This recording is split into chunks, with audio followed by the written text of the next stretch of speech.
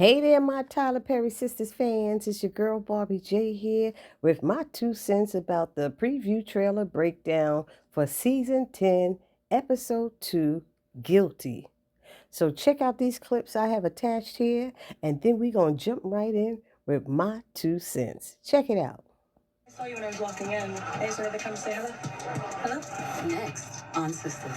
Both of you made arrangements that affect me and my home without even asking me. You two are sisters and you need to support each other, period. Karen, I debated calling you, but I knew you would be furious if I didn't. Something happened? Is it okay with you to share her condition with everyone here? Yes, please. How is she? Cold blue intensive care staff. What's going on? What's a cold blue? She's in cardiac arrest. Sabrina's my closest friend. She's a rock. Let's just keep the faith that she'll get through this. I am heading home to resume my chemotherapy. Please let your sister stay with you. Did something happen between you and Cheyenne that I don't know about? Sabrina. You okay? Karen, something happened? Okay, now.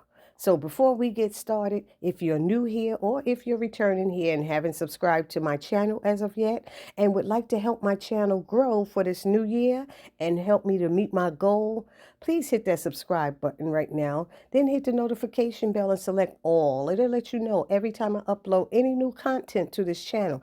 Then I ask that you hit that like button, which is that thumbs up button. You want to hit that for me and then write a comment. Give me your 2 cents, what you think about the episode, the preview trailer. And then I ask that you share, because sharing is caring. And that small gesture will also help my channel grow. Thank you. So one of the first scenes we see is Cheyenne flirting with a man in a club or restaurant. She just happened to walk in and said, I saw you when I came in and I thought I'd come over and say hello. So we see she seems to be a little flirty or fast, we might call it, from back in the day.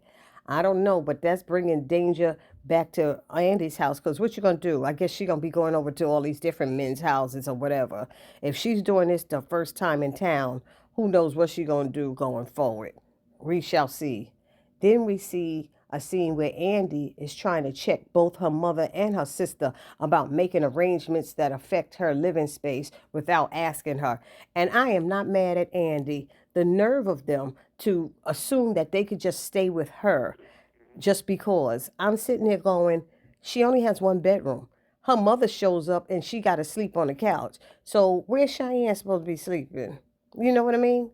And then what's not making sense is there's another scene where Mrs. Barnes is telling Andy and Cheyenne that she's heading back home to resume her chemo treatments. And I'm sitting there going, why would you be going back home to do that? You don't want your family there to help you and be there for you? You want them to be here? As a patient myself, you want family. You need that family support. You need a tight circle. And as far as we also know, Valerie's sister is also in Atlanta with Andy. So who's back in Florida with her to be with her while she goes through these chemo treatments? That's where you need your daughters to be with you. I mean, I could be wrong, but that's just my 2 cents on that situation. But anyway, back to this Mrs. Barnes with these scenes that they have with her. They seem to be a lot of them. She's up there telling Andy that sisters need to support each other, period.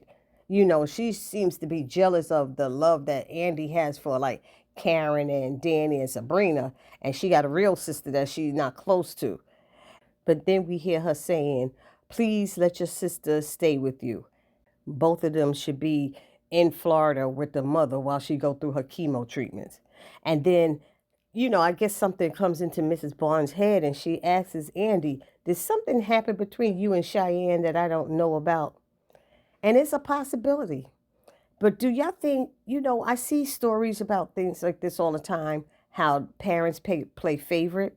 And do you think Cheyenne might be Mrs. Barnes' favorite child or something like that, and she treats her special more than she does Andy, and that's why Andy might have a problem with it? I don't know if Andy has a problem, but I'm trying to figure this out.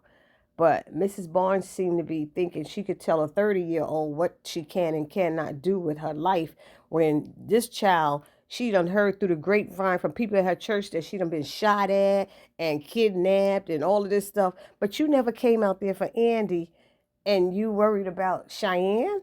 I don't know. Well, maybe she wants Cheyenne to be there because she is concerned about Andy and don't want her to be alone. But Cheyenne could get her own apartment. But maybe she doesn't have a job. Maybe she lost her job because she's a hairstylist, they say. So we shall see in season 10. Moving right along, we have this touching scene with Andy. She's calling Karen with tears in her eyes, saying, I know you'd be upset if I didn't let you know, but something happened. And we know she's talking about Sabrina. And then we see another scene where Andy is looking at pictures of Sabrina. I'm going to pray that they just let Sabrina be in a coma. That way, if the show keeps going on and later they decide to bring her back, they could have her come up out of the coma. So they're going to send Sabrina, say, with her mother, wherever her mother is, and let her be in a hospital there. I mean, I would rather see that. And that would give Sabrina a chance to come back to the show if she ever wanted to, because she has woken up out of the coma. You know what I mean? And then we see that scene with Maurice on the phone with somebody. And he says, Sabrina. And they say, is she okay? And I was trying to make out that voice. And I was like, who is that voice? Was that Pam? Was it Paige? Because Pam doesn't know right now. I was like, maybe a relative or something. Maybe it is Pam because Pam wasn't there. She's not aware of everything. You know what I mean? But I was like, a relative? Who could Maurice be on the phone with? But I'm going to go with Pam right now because right now she's the only one that doesn't know that Sabrina's in the hospital. And Paige was aware that Sabrina was in the hospital. So y'all put it down in the comment section what y'all think.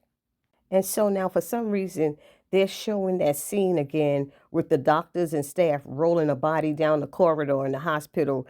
And it's making no sense because it's supposed to be Sabrina.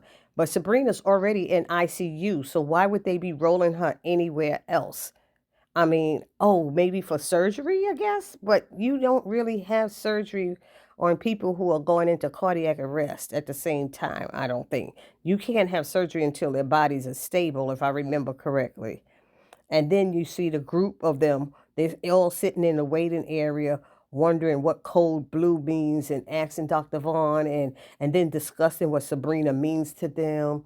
Maurice says she's my only friend, and Danny's like she's my rock, and we got Zach and Fatima telling them, come on, let's stay positive before all of this. I don't know when they started having them become the positive one.